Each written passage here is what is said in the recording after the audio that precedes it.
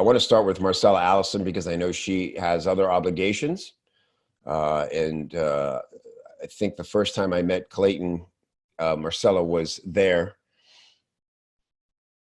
And as you know, Marcella's a great leader of copywriting, champions women in business with her Titanides group. Are you making me sad just seeing you, Marcella? We can't do this. I know you gotta. I know. So, I know this is very hard. So thank you so much for agreeing to come on and be vulnerable. And I know the emotions are still very raw for everybody, but especially for those of you who were so close with Clayton over the years, worked together on many projects. And I feel it's important to point out up top here that we can't honor Clayton without also honoring Wendy, Makepeace. Yes. They were inseparable. I never saw one without the other. They were true partners in business, in life, in family. And I just, maybe you'll have something to add to that, but I felt it important to mention Wendy right now. We're all thinking of her and the kids. For sure. That's where I went first, actually. You know, there's so many things that Clayton was a part of, right? So Clayton trained Paris, and then Paris trained me. So when I first became Paris's cub, and the first event that I paid money to go to was Clayton's big event in Washington, D.C. And I had just started as Paris Cub. We all decided we were going to go together. And that was the first time when I got to meet Clayton in person. And so Paris, of course, gave Clayton credit for really being his mentor and teacher. And that's when Clayton jokingly decided to call me his granddaughter, which of course Wendy and I are looking at each other and I'm like, she is not gonna like this, right? But Wendy just rolled with it, right? Because here she's like, right, I got a granddaughter who's like 50, but anyway, so I loved that about him. And if you haven't gotten a chance to read Carlene Anglade Cole's email that went out yesterday telling her story, the one thing she said was that Clayton ended every conversation, every call with "I love you." And that is how he was in the world, right? He was very loving and giving and generous. And so when the news, I just stumbled on the news on Facebook like most of us did. I said to Wendy, I sent a little post to Wendy and I said, the thing I'll remember the most, even though he is a wealth of knowledge and I have benefited so much from that and could go on and on about the things I got from Paris and then that he had me go back to and learn from Clayton. The thing I remember is sitting at a table at a small dinner with Lori Haller, David Deutsch, Paris, Clayton, and Wendy, where Clayton told the story of falling in love with Wendy. And Wendy's interjecting and the two of them are laughing and going back and forth. And the piece that I remember that had me cracking up so bad is, well, two things. First of all, Wendy's boss, the head of the company, flies down to basically have the "what do you think you're doing with my daughter" talk with Clayton. So he's describing this whole thing, right? Because Wendy's this beautiful young woman and the owner of the company is sort of like, so what are your intentions towards Wendy? And I guess this is great when Clayton's telling it. So then she's going to move down, right? They're going to be together. And he's so excited that she explains to us that he has told everyone, like in this little town, like the grocery store and the dry cleaner and like everyone, Wendy's coming and how excited he is. She goes, so I get there and I will go into a place and the first thing they'll say is, "Oh, you must be Wendy."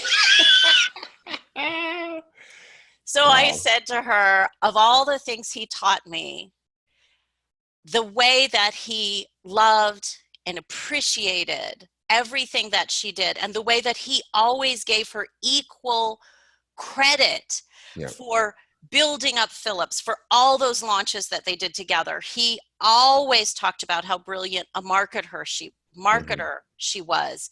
He showed that he loved her with everything that he said. And I said, I think there's nothing more attractive as a man in love with his wife. And so of all the things he taught me, the way that he gave her credit and publicly acknowledged how much she meant to him, I think is the one thing that my romantic heart is going to hang on to for the Yeah, rest of my life. Even when all the copywriting lessons have gone into senility, I'll remember how he talked that's about women. beautiful. That's beautiful, Marcella. Thank you for that. I know you worked with him a lot in various ways, maybe directly on some projects, certainly through AWAI, and spoke on those stages together. He was the first person who put me on stage. Is that So the right? first time um, he had an event in Denver, he had an event in Siesta Key, he had one at the Tampa airport. Every time he invited me to speak. Sometimes it was to do a financial thing, sometimes it was to tell a story, but he was the very first person who asked me to speak, and he did it along with Paris and David. So he put me on a stage with my mentors Hmm. and gave me sort of equal billing. And that was huge for my self-confidence and for how I perceived my place in the industry, to be put on a stage like that by Yeah. someone like Clayton, to be asked by him as a favor in this email, would you come and speak? I was blown away. I was blown It's away. beautiful. Yeah, that reminds me of the first time, I think this is the first time I met Clayton. There was some situation where an event had to be moved or last minute or something was going on. I remember it was maybe at an airport hotel or something. I don't know if this rings a bell to you, but That was where the Tampa event was. It was at an the airport Tampa hotel. event, I thought it was here in Tampa. Okay, so Either that or Atlanta. Who knows? I've lost my mind. think it Okay. was Tampa because I think that's why I was there. And I know Paris a little bit, so I just went to say hello to everybody. And you were there, and everybody was so lovely, and we're all kind of sitting around the airport hotel bar there. And Clayton, I just remember him talking to you and David and Paris because you had all scrambled to come and be part of this event, and he was just going on and on about how appreciative he was to you guys. As my first impression of Clayton was him being very Yeah. appreciative of his peers. And he said, if is there anything you need, anything you want from me, I will give it to you. Thank you for doing this. And Paris said, I'll take Paris said, does that include the Stevie Ray Vaughan guitar? and, because because Clayton owned the last guitar that Stevie Ray Vaughan ever touched. He bought it Oh, at an auction. God. And Clayton, you could tell he was so serious in his intention to give back that he said, "Is that what you want?" Like you tell it hurt him a little. Like, but he was Like, going to give it to like, him. like, you really need this, He was dude? going to follow through, but he was really hoping he was joking. Oh, God. Oh, my It, God. Well, the first time I posted to raise money for the National Alliance on Mental Illness, after we'd been through everything with my son, I posted a little story. And we had a little, like the email, you get an email when you got a donation. And, I'm asking people, can you send $25? Can you send $50 or whatever? I don't even think the thing was up 5 minutes. And I got a text from Clayton and Wendy, and Clayton had just sent $1,000 just like that. I mean, no, I was blown away. I mean, I was just blown away. He was like, whatever I can do. You're exactly yeah, just like that. Like, yeah, whatever I can do to help. And I feel like he's been that way in his legacy with copywriters. He's always wanted to promote them, to empower them, to give them the tools. He often talks about how he came from nothing, right? And he wanted people to have this as a way yeah, um, to make a better life for yeah. themselves. I think that was his thing. Like he was so amazed that he discovered, like many of us are when we discover copywriting. Wow, there's a thing. Who knew about this? I think I can be really good at this. And then Yeah. you get fascinated with it, and then you get obsessed with it, and then you go on a lifelong journey to try to master it. And I think that's more than anything what he wanted to give people was there's this possibility out there. And if you're right for it, it could be magic in your life. Well, Carl, that's a lot of what Carlene Cole's tribute was about, is about how he changed not only her life, but then the life that she's given to her children, That's right? right.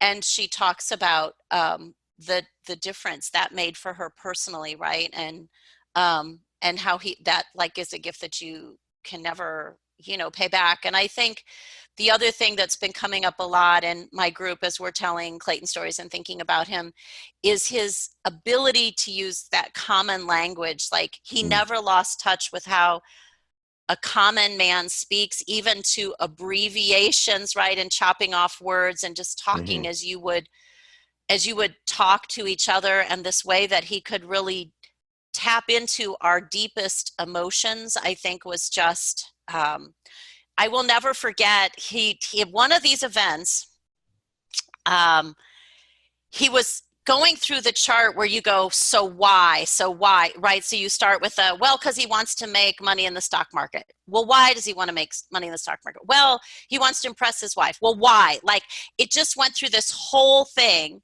until it gets to the end, and what seemed at the first like, well, he just wants to make money for retirement, turned into he wants to take his wife on the trip of a lifetime around the world, like to show her how much he loves her, to be the provider because he wants to prove, right?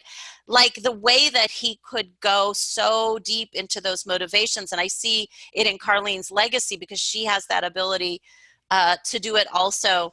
Hmm. Just watching him riff on that. And the scene I remember was him describing this guy taking the check to the bank and handing it to a young woman who was the teller, and how he slid it under and what he said to her about depositing it. And he just embodied that Mm. whole, and now all of a sudden it wasn't this guy saving for retirement. I had this picture of him walking into the bank with the check and being like so confident, and the provider and the whatever, and handing the check to her to deposit, second one this week, Mavis, or whatever, you know, and then walking out. Right. And it was he just seemed to do it so naturally. Yeah. He just seemed to be able to, like that. I'm just in awe of that ability to do that so naturally, to walk in another person's shoes, his Yeah. language, his way of speaking. It was just, it And, was a and gift. It wasn't a, yeah, and imagine the details. It's the details that tell the story, right? absolutely. And again, to have that level of empathy, that is what's required to pull that off. And that's why Marcella, he made, was such a huge success, was yeah, because he could go there, and it was genuine. It was not false empathy. It no, was a right, genuine concern. It was a yeah. genuine concern. All right, Marcella, I want to respect your time because I know you have a lot of things Thank going you. on today. Thank you so much for being here. I Thank you for really, inviting me. It was a pleasure. I don't feel like, I feel like there's so many others who have so many stories, but I thank you know. for letting me share my experience. I really appreciate it. Thank you. I appreciate you, and I All love right. you. Okay. Chin up. Chin up. We're going to. All right. See you. You'll never not laugh walking away from Marcella, no matter how heavy things get. She will always make you smile. I love it.